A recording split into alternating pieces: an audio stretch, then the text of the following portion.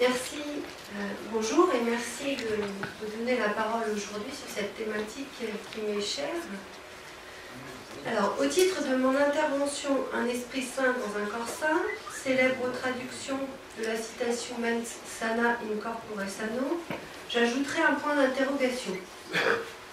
Un point d'interrogation car en matière de corps, comme en celle de l'esprit, cela ne va pas de soi. Alors, pour ce qui est du lien entre ces deux-là, c'est encore moins aisé. Et l'entreprise se corse s'il faut y ajouter la santé.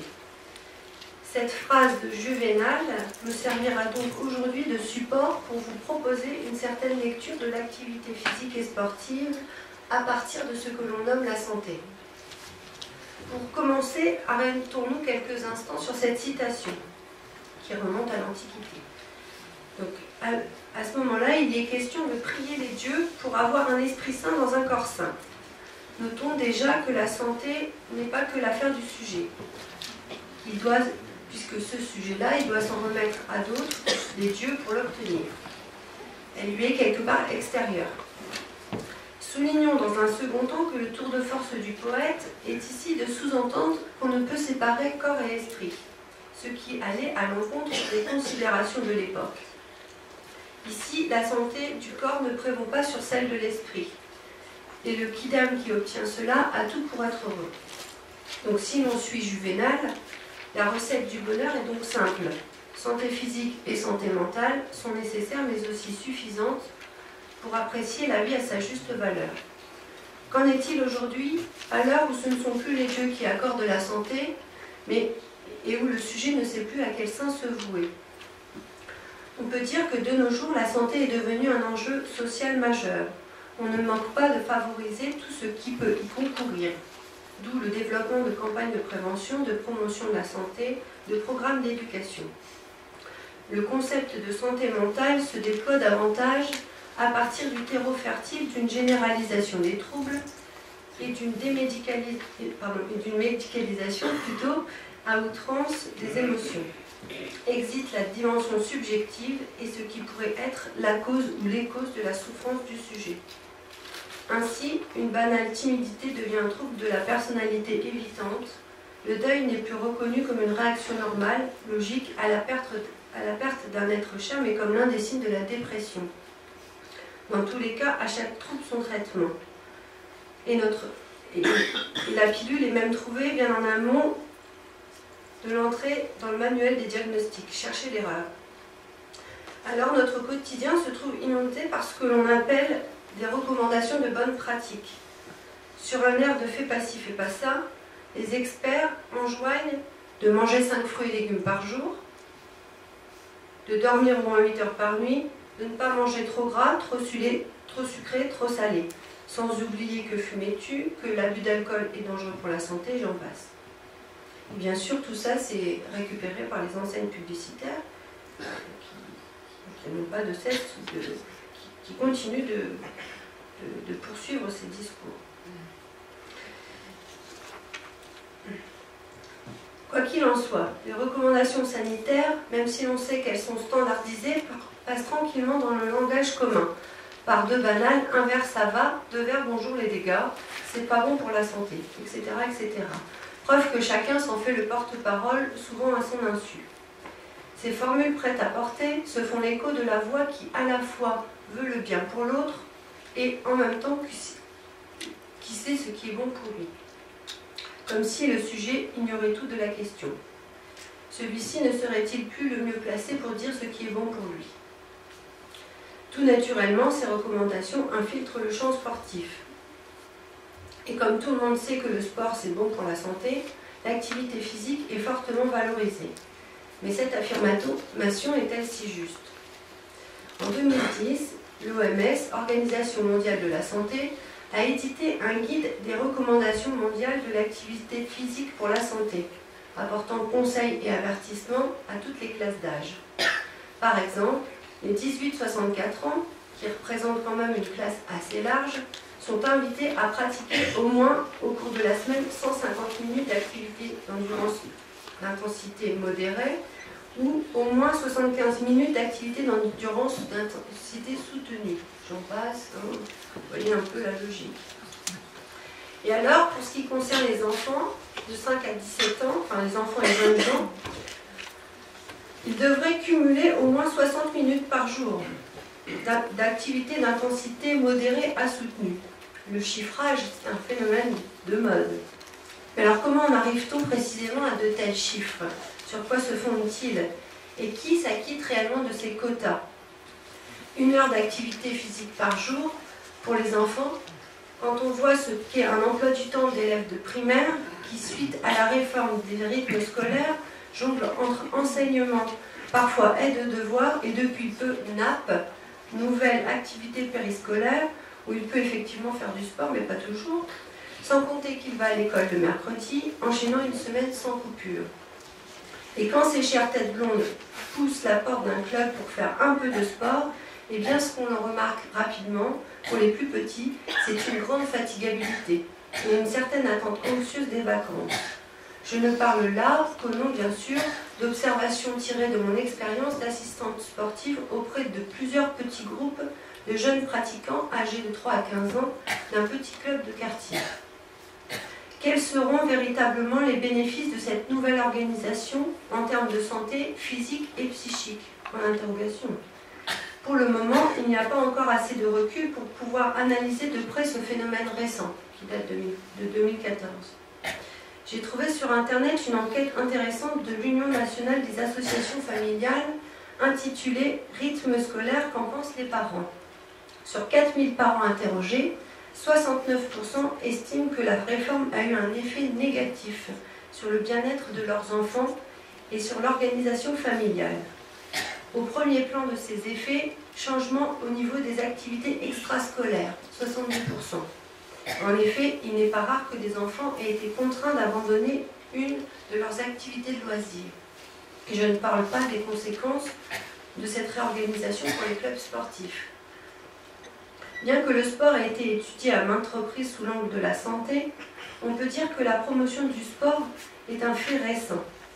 L'argument premier est de lutter contre la sédentarité. Oui, parce qu'il y a des études qui montrent que la sédentarité, c'est la première cause de mortalité évitable dans le monde. Dixit le professeur Martine Duclos, conseillère scientifique auprès du ministère en charge des sports. Pourtant, le sport a la cote. En France, toute activité confondue, c'est plus de 47 millions de personnes âgées de plus de 15 ans qui effectuent au moins une activité physique par semaine. Donc, je ne sais pas comment on en arrive à une telle conclusion. C'est quand même assez paradoxal. Depuis peu, on entend parler d'une loi qui introduirait la possibilité de prescription de l'activité physique par le médecin généraliste. Il y a bien des motifs au sport sur ordonnance, en action préventive comme en action curative, en pré- ou post-opératoire, quand les personnes présentent des pathologies physiques, en particulier cardiovasculaires et cancéreuses, et ou des maladies mentales. Cette éventualité-là, ça change la donne et ouvre de nouvelles perspectives. Le principe du sport y est totalement différent. Il semblerait d'abord qu'une personne choisit un sport, plutôt par envie, par intérêt ou par curiosité. Même si c'est fondé sur un argumentaire tel qu'un « je veux retrouver la forme »,« je veux mincir », mais c'est avant tout un « je veux ». Une prescription, ce n'est pas un choix, ni une incitation. C'est bien plus. Alors tout va dépendre de la façon, je perds ma ligne, tout va dépendre de la manière dont cela va être présenté au patient, de comment le médecin se positionnera vis-à-vis de ce sujet qui est en face de lui. Il est vrai que le patient reste libre de suivre ou pas la prescription, mais ce n'est pas sans conséquence pour lui, car quelque part, c'est écrit sur un papier. C'est écrit par une autorité médicale qui pense que c'est bon pour sa santé. En matière de santé, il semblerait que l'embrouille soit de la partie. Premièrement, si on s'en tient à la définition même de l'OMS, la santé, c'est un état complet de bien-être physique, mental et social, et ne consiste pas seulement en une absence de maladie ou d'infirmité. Fin de citation. Un état complet de bien-être, Déjà là, on voit que ça coince. D'une part, sur le bien-être lui-même, car l'homme est très loin de ne vouloir que son propre bien ou celui d'autrui. Il est divisé, pris dans des mouvements contradictoires entre des pulsions de vie et des pulsions de mort. En effet, il a aussi cette part en lui, cette part obscure qui le pousse à engendrer son propre malheur, le plus souvent malgré lui. Alors malheur qui peut prendre diverses formes, hein, bien sûr, et divers degrés d'ailleurs selon les personnes. Hein, la drogue, la cigarette, l'alcool, la violence, la guerre, etc. Il revient donc à chacun de maîtriser cette force. Alors ne postuler que le bien-être sans cette part obscure, c'est nier quelque part une part de l'humanité. Et en même temps, plus on rejette cette part, plus on sait qu'elle revient en retour. Autrement dit, dire à quelqu'un ce qui est bon pour lui peut avoir tout l'effet inverse. D'autre part, parce que le bien-être, c'est tout à fait subjectif. Ça ne vaut qu'un par un. Ce qui sera bon pour l'un ne sera pas forcément bon pour l'autre. À chacun sa formule. Et allier les trois dimensions décrites dans la définition de la santé, physique, mentale et sociale, relève autant d'un pari audacieux que d'un nouage fluctuant, instable, incertain, car soumis aux aléas de la vie, si on peut dire. On pourrait avoir cette image que finalement, en termes de santé, c'est comme si le sujet il était à jouer les équilibristes pour trouver le point d'accord entre ces différentes forces et inventer la combinaison qui lui soit la plus adaptée. Deuxièmement, il m'a semblé important de nuancer le point suivant, que le sport n'est en soi pas thérapeutique ou curatif. C'est-à-dire que de fait, il ne présente pas de qualité qui serait universellement bienfaisante. Il n'est par essence ni bon ni mauvais, il n'a pas de valeur propre. Ce qui lui donne valeur, sa valeur finalement, c'est la manière dont on va le pratiquer. C'est-à-dire aussi bien dans l'intérêt qu'on va lui porter que dans le sens qu'on va lui donner. C'est-à-dire qu'est-ce que cela procure au sportif, à quoi ça lui sert. Et ça vaut aussi bien pour une pratique de loisir, de compétition, que pour le sport de haut niveau. Et pour un sujet qui est déjà en bonne santé, ou pour un sujet qui est en souffrance, physique ou psychique, et ou les deux, et au-delà du type d'activité choisie. C'est-à-dire qu'il n'y a pas une, mais des pratiques. Des pratiques qui varient, pouvant être aussi bien l'ascension vers le mont Olympe, les performances, les exploits, que la descente aux enfers vers l'inquiétant Styx, le surentraînement, le dopage, l'équilibre ou le déséquilibre, quel que soit le niveau de la pratique. Entendez d'un côté Stéphane, qui recherche le dépassement de soi pour être bien, être zen, serein, de l'autre Laurent, qui décrit le sport comme une drogue, où il est question de défonce. Si tu goûtes, tu ne peux plus t'en passer. Incontestablement, le sport peut compter parmi l'une des alternatives pour aider un sujet à se tenir dans la vie et répondre aux énigmes fondamentales de l'être humain. Qu'est-ce qu'avoir un corps? Que faire de lui? Ou encore, qui suis-je? Que suis-je pour l'autre? Il peut permettre de ficeler corps et esprit et de nouer des liens autrement. D'ailleurs, le sport est fréquemment utilisé en psychiatrie pour des sujets dont la santé mentale est fragilisée par des difficultés psychiques ayant plus ou moins entravé leur vie. Sans aucun doute, le sport est un théâtre des corps, une ouverture sur la scène des sensations, des éprouvés, du vécu, de l'agir. Ce corps mis en avant sert de support et de guide. Corps-outil, il est donc simultanément un moyen et une fin pour accéder au but que s'est fixé le pratiquant. Tenir 20 minutes de course, faire 1 km à la nage, décrocher le trophée convoité par tous, pulvériser le record du monde, autant de formules que le sportif se souffle à l'oreille et qui le poussent à retourner s'entraîner encore. C'est par son corps qu'il en vient à canaliser son énergie, trouver une voie pour son agressivité, atteindre une certaine satisfaction, le bien-être, mais pas sans en payer le prix. Le prix de l'effort, du travail, mais également celui du renoncement. Celui qui s'essaie au sport est vite confronté à la dialectique de gagner, perdre, tenir, lâcher, réussir, rater. En somme, manquer. Cette dimension foncièrement humaine à laquelle personne ne peut réellement échapper et qui va jusque dans le corps.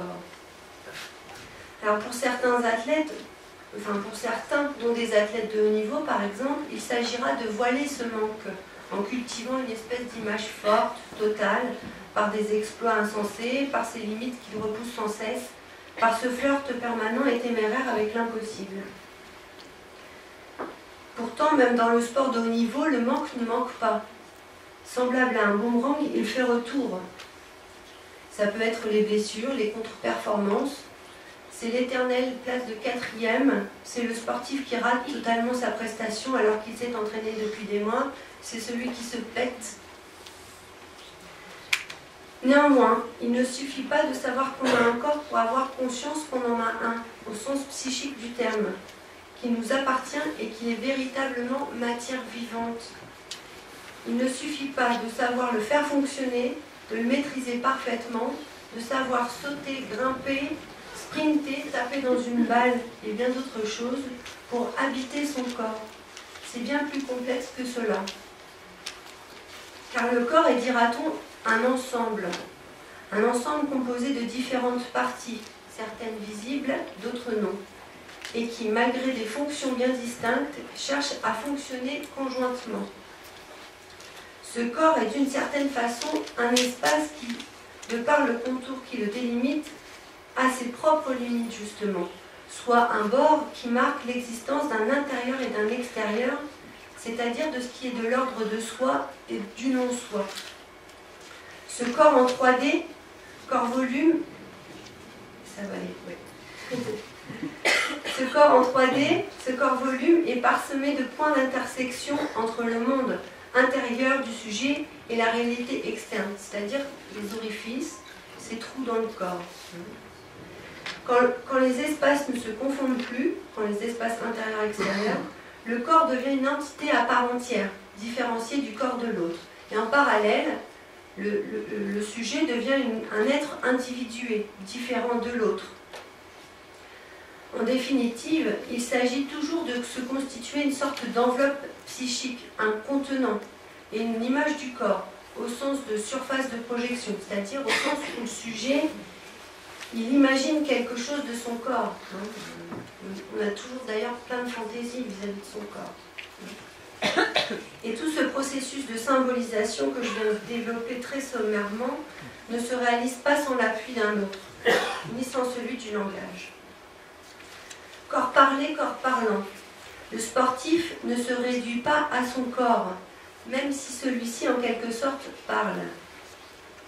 Qu'est-ce qu'il dit? Il dit toujours quelque chose du sujet lui-même, de ce qui le soutient, de ce qui l'anime, de ses motivations. Dire que le sport peut soutenir la construction d'une image chez un sujet est quelque part un peu réducteur. C'est bien plus que cela. Ça croise de nombreuses dimensions. Et on peut dire d'ailleurs que dans le sport, c'est le rapport au corps tout entier, même le rapport à l'autre, à la réalité de l'autre, qui est en jeu. Le rapport au corps qui est d'abord médiatisé par l'activité elle-même, ses buts, les règles du jeu. Et à chaque discipline, ses règlements, ses codes. Ce cadre symbolique permanent qui vient dire ce qui est autorisé et ce qui est défendu est là pour contenir les excès. Et dans le sport, il n'est pas rare qu'il y ait beaucoup de débordements. D'où la nécessité de la fonction de l'arbitre, qui est là pour rappeler les règles, pour réguler les tensions. Il lui arrive même de séparer les corps. Et pour garantir l'existence d'un cadre symbolique, pour protéger les joueurs et pour protéger le jeu aussi. Pour preuve, l'atelier sport de l'hôpital de jour dans lequel j'interviens en tant que psychologue. Les enfants que nous accueillons sont pour la plupart en grande souffrance psychique, dans leur inscription dans la vie, qu'on dit ordinaire, et dans leur rapport aux autres. Les soignants témoignent régulièrement de comment, avant ou après l'atelier, sport, c'est l'angoisse, l'agitation, l'éparpillement, alors que pendant l'atelier, c'est tout l'inverse. Déjà à partir du moment de l'annonce de cet atelier, qui a eu qui a lieu toutes les semaines et qui devient donc un repère. Et dans le fait de se rassembler pour quitter l'hôpital de jour et rejoindre le gymnase, dans se préparer à l'atelier, se préparer physiquement et psychiquement par un tour de chauffe qui concerne aussi bien le corps que la parole, puisque chacun est invité à dire quelque chose qu'il a envie. Et puis l'activité sportive en elle-même, qui vient offrir une médiation entre l'enfant et les autres, enfants comme soignants. Et enfin, le temps de relaxation qui conclut la séance et annonce le retour. Tous ces petits moments de découpe, de scansion sont d'une extrême importance et participent à contenir les angoisses, les projections des enfants. Et les effets en sont très riches, dans le fait que les enfants repèrent cet atelier, qu'il leur est bénéfique car il produit un apaisement différent pour chacun d'entre eux. Et aussi parce qu'ils peuvent dire des choses qui n'ont jamais été énoncées ailleurs, tels deux enfants parlant de leurs mères respectives devant les soignants, alors que toute l'année, c'est silence radio sur le sujet. Alors le sport, un véritable outil pour la socialisation, à nouveau, c'est bien plus que cela. Le sport n'est pas strictement un moyen de créer des liens nouveaux. Il est aussi un moyen de réguler, de transformer peut-être son rapport à l'autre. C'est pourquoi il peut être si utile pour les personnes coupées du lien social, notamment pour les sujets en souffrance psychique, car il est un intermédiaire, soit un support à et un trait d'union entre, dans la relation d'un sujet à des autres. Se faire un corps, ou même s'insérer, ne va pas de soi, car cela n'est pas une simple question de biochimie, de mécanique ou de technique. Ça va bien au-delà de la dimension, et la dimension psychique, y est consubstantielle. C'est-à-dire que la question de l'avoir rejoint immanquablement celle de l'être. Comment la personne va-t-elle faire tenir tout cet ensemble, nouer ces différents registres, non pas à la façon des anneaux olympiques qui ne se tiennent que de haut en bas, mais bien de manière à ce que les anneaux, les registres s'entrecroisent, qu'ils se ligotent solidement les uns avec les autres. Et le sport, même quand il est dit de loisir, peut faire partie de ce nouage. Alors bien évidemment, c'est toujours au singulier, au cas par cas. Alors le sport comme lieu de rencontre avec soi-même, pour certains parfois bien plus. Le sport comme support à la réalisation de leur être. Et là, c'est bien loin de simples considérations sur la santé. Je vous remercie.